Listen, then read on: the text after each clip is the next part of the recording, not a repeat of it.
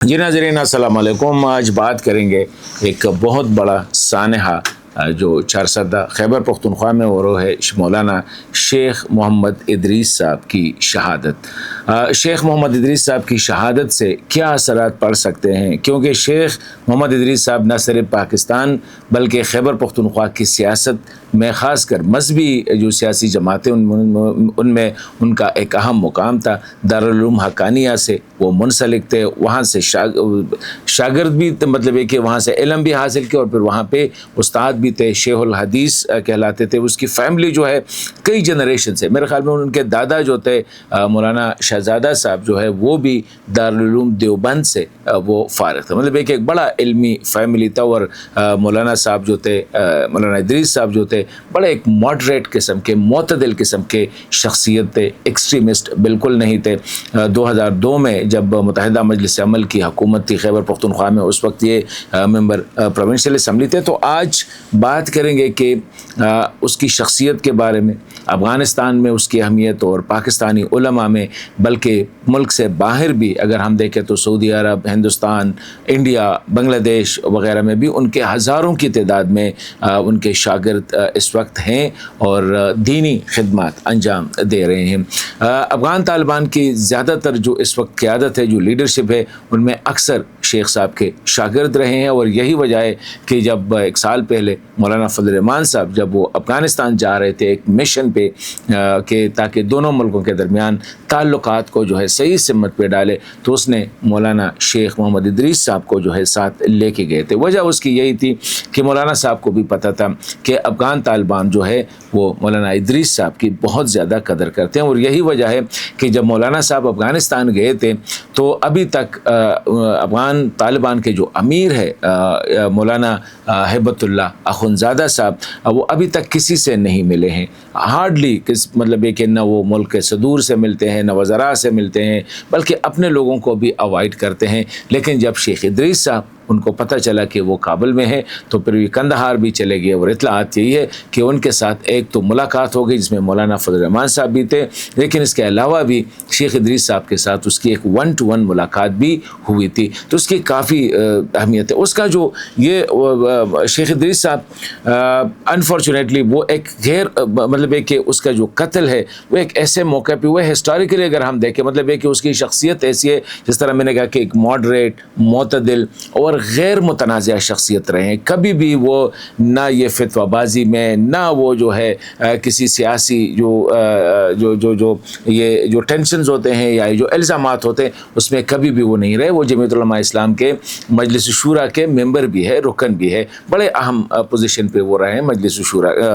جمعیت علماء اسلام کے، لیکن کبھی کسی نے نہیں کہا ہوگا کہ شیخ ادریس صاحب جو ہے یا اپنوں کے بارے میں یا پرہاؤں کے بارے میں اس نے کوئی ایسی بات کی ہو جس سے پتہ لگے کہ یار یہ اس کی حیثیت کے مطابق نہیں ہے۔ چند دن پہلے، ابھی آج میں نے مولانا گل نصیب خان صاحب سے اسی حوالے سے ایک انٹرویو بھی کیا تھا شیخ ادریس صاحب کی شخصیت کے حوالے سے، تو اس پہ تو سب متفق ہے کہ اس کی شخصیت ایک غیر متنازع، معتدل، ماڈریٹ اور ایک علمی شخصیت ہے۔ لیکن آج سے چند روز پہلے اس نے ایک بات کی تھی، اور میرے خیال میں وہ بات جو تھی ایسی نہیں تھی جس پہ اتنا شور ہو سکتا تھا جتنا ہم نے دیکھا کہ افغانستان سے یا یہاں پہ پاکستان تحریک انصاف یا ہمارے پی ٹی ایم کے جو جوانوں نے اس پہ جو ریئیکشن کیا تھا۔ اب وہ کہہ رہا تھا کہ میں عمرے پہ گیا تھا، واپس آ رہا تھا تو زیادہ تر فلائٹ کینسل تھے، مطلب ہے کہ یہ جو پروازیں تھی اسی وجہ سے کینسل تھی کہ امریکہ اور ایران کی جنگ کی وجہ سے۔ تو اس نے کہا کہ پاکستان کو اللہ تعالیٰ نے اتنا عزت دیا ہے، اور پھر خاص کر فیلڈ مارشل عاصم منیر صاحب کو، کہ ان کی کوششوں سے وہ لڑائی رک گئی ہے، ورنہ کہتے ہیں کہ عمرے کے لیے یہ کوئی نہیں جا سکتا تھا۔ تو اسی تناظر میں اس نے پاکستان کی تعریف کی، فیلڈ مارشل عاصم منیر کی تعریف کی۔ اب یہ اس کا ملک ہے ڈیفینیٹلی، اگر اور اس نے وہ بار بار کہہ رہا تھا کہ میں جو بیان کر رہا ہوں میں حقیقت بیان کر رہا ہوں، لیکن اس کے بعد ہم نے دیکھا کہ خدا را وہ جو ایک ملک کے ساتھ اور یہ جو ریاست کے ساتھ یا نظام کے ساتھ آپ کی اختلاف ہو سکتی ہے، لیکن پھر بھی تو اس کے خلاف ایک پروپیگنڈا شروع کیا گیا، خاص کر تحریک انصاف کے جو سوشل میڈیا کے جو ٹرولز ہیں ان نے، پھر اس کے ساتھ پی ٹی ایم، اور اس پہ سونے پہ سہاگا افغانستان سے بہت زیادہ اس کے خلاف پروپیگنڈا کیا گیا، اس کے عجیب عجیب قسم کے میم بنائے گئے. اور آج میں ایک دوست کا ایک آرٹیکل پڑھ رہا تھا، اسرار مدنی صاحب کا، وہ کہہ رہا تھا کہ جب میں نے شیخ صاحب کو رابطہ کیا اور میں نے اسی حوالے سے کچھ باتیں کی کہ یہ جو پروپیگنڈا ہے شیخ صاحب کی حیثیت ایسی نہیں ہے. کہتے ہیں شیخ صاحب نے کہا کہ چھوڑ دیں ان کو، یہ سمجھتے نہیں ہے اور ہم کس کس کا جواب دیں گے. لوگوں کا اپنا رائے ہے، اپنا نظریہ ہے، اس کے مطابق وہ منہ کھولتے ہیں، ہم نے ان میں سے کسی کا جواب نہیں دینا ہے. تو میرے خیال میں اس کی شخصیت ایسی تھی، اگر وہ چاہتے تو ان کے ہزاروں نہیں لاکھوں طلبہ ہے، ان کے ذریعے وہ اس کمپین کو کاؤنٹر کر سکتے تھے، لیکن اس نے ایسا بالکل نہیں کیا. اس نے خاموشی اختیار کی کیونکہ وہ نہیں چاہ رہے تھے کہ اس سے ایک مسئلہ پیدا ہو. اسی طرح مولانا گل نصیب خان صاحب نے اس کی نظر میں کہ اس کا یہ بیان جو تھا، کیونکہ پرابلم یہ ہے کہ اگر آپ پاکستان میں اپنے ملک کے بارے میں اچھی بات کریں، اپنے علماء کے لیے ایک بڑا چیلنج ہے، تو کچھ لوگ اس کو نیگیٹو، اسپیشلی افغانستان میں اس کو منفی لیا جاتا ہے. اسی طرح اگر یہاں پہ آپ طالبان کے خلاف بات کریں تو بھی ایک مسئلہ ہے، نہ آپ طالبان کے حق میں بات کر سکتے ہیں، نہ ان کے خلاف بات کر سکتے ہیں. اسی طرح اپنا ملک، اپنا وطن، اس کے بارے میں بھی بات کریں تو یہ رویہ ہوتا ہے. تو انہوں نے کہا کہ علماء پہ اب ایک بہت بڑی ذمہ داری عائد ہوتی ہے ایسے حالات میں کہ یہ کیوں ہے. علماء، پاکستانی علماء میرے خیال میں گزشتہ 20 سال سے یہ جو دہشت گردی کے خلاف جنگ لڑی جا رہی ہے، اس میں سب سے زیادہ شہادتیں جو ہیں اگر ایک طبقے نے دی ہیں تو وہ ہمارے علماء نے دی ہے. اگر ہم صرف مدرسہ حقانیہ کو دیکھیں، کیونکہ یہ پاکستان اور افغانستان کے ہزاروں نہیں لاکھوں علماء کی مادر علمی ہے، یہاں سے وہ فارغ ہو چکے ہیں. بڑے بڑے آج افغانستان میں بڑے بڑے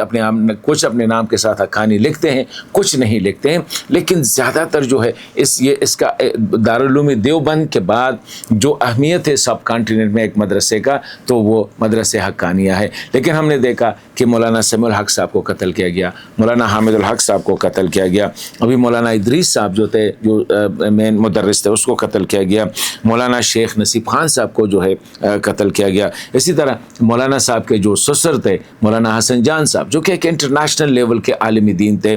اس کو قتل کیا گیا. بہت سے ایسے علماء ہیں جو اس کا شکار ہوئے. اب مسئلہ یہ ہے کہ یہ زیادہ تر یہ علماء جو ہے زیادہ تر اس میں ماڈریٹ ہے، دین اور مطلب ان کی ایک عمر گزری ہے. شیخ ادریس صاحب جو ہے مطلب یہ ہے کہ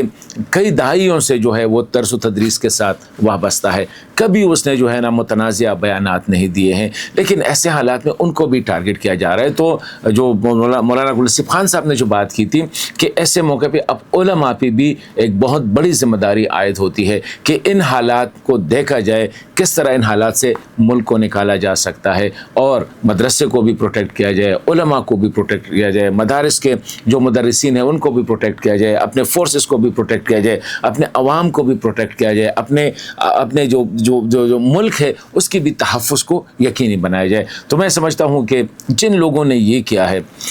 نہ وہ یہ کلیم کر سکتے ہیں کہ وہ مسلمان ہیں، نہ وہ یہ کلیم کر سکتے ہیں کہ وہ دین اسلام کی خاطر اس نے یہ کام کیا. آج جن لوگوں نے اس پہ گولیاں چلائی ہے، میرے خیال میں اگر اس نے 2 منٹ کے لیے صرف یہ سوچا کہ آج اس کا جنازہ ہوا، کتنا پورے ملک میں نہیں بلکہ افغانستان میں، مڈل ایسٹ میں، بنگلہ دیش میں، انڈیا میں جن لوگوں کو ان کی خبر پہنچی ہے سب اس پہ سوگوار ہے. تو اس کا مطلب یہ ہے، اور ان کے بارے میں یہ کہا جا رہا ہے کہ سینکڑوں کی تعداد میں اس نے غیر مسلموں کو جو ہے مسلمان بھی کیا، کلمہ حق پڑھایا بھی ہے. تو یہ ہماری بدقسمتی ہے. آگے ہماری دعا ہے کہ اللہ تعالیٰ یہ جو حالات ہے پاکستان پر، ان سے اور اسپیشلی ہمارے علماء کو قتل کیا جا رہا ہے، ہمارے مدارس کو جو ہے ٹارگٹ کیا جا رہا ہے، اسکولوں کو ٹارگٹ کیا جا رہا ہے، جو ہسپتالوں کو ٹارگٹ کیا جا رہا ہے، مارکیٹوں بازاروں کو ٹارگٹ کیا جائے، تو ظاہری بات ہے نہ یہ کوئی پاکستانی کر سکتا ہے، نہ یہ کوئی جو ہے، کیونکہ پاکستان میں ایک جو جس پارٹی سے تعلق ہے مولانا شیخ ادریس صاحب کا، ظاہری بات ہے اسی پارٹی کا موٹو بھی ہے ملک میں اسلامی نظام کا نفاذ، اور وہ ایک بلورک کے طور پر کام کر رہے ہیں۔ آپ دیکھیں پارلیمنٹ میں یا کہیں بھی اگر کوئی ایسا کام کوئی کوشش کرے تو مولانا فضل الرحمان صاحب جو ہے صف اول میں اس کی مخالفت کرتے ہیں۔ تو آگے دعائیں ہماری کہ اللہ تعالیٰ اس ملک پہ رحم فرمائے، اور اسپیشلی وہ پاکستانی اختلاف رائے اپنی جگہ پہ، نظریے کا اختلاف اپنی جگہ پہ، عقیدے کا اختلاف بھی اپنی جگہ پہ، لیکن ایک دوسرے کی جو ہے جان اور مال کی حفاظت جو ہے میرے خیال میں ہر پاکستانی پہ یہ فرض ہے۔ اجازت دیجیے، اللہ حافظ۔